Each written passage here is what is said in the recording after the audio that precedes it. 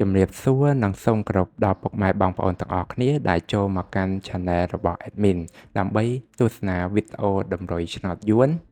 សម្រាប់ថ្ងៃទី14ខែ3ឆ្នាំ2025សម្រាប់វេលាម៉ោង4កន្លះនិងម៉ោង6កន្លះ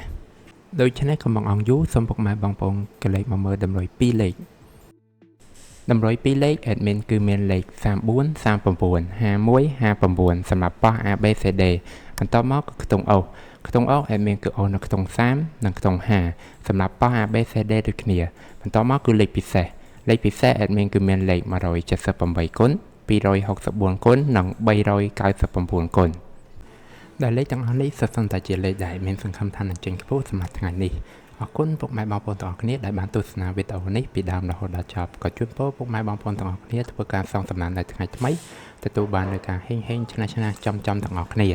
ជាចុងក្រោយ Admin សូមពុកម៉ែបងប្អូនជួយ Like Subscribe និង Share ដើម្បីជាកម្លាំងចិត្តដល់ Admin ផងនិងដើម្បីពុកម៉ែបងប្អូនទាំងអស់គ្នាទទួលបាននូវវីដេអូថ្មីបានឆាប់រហ័សផងដែរ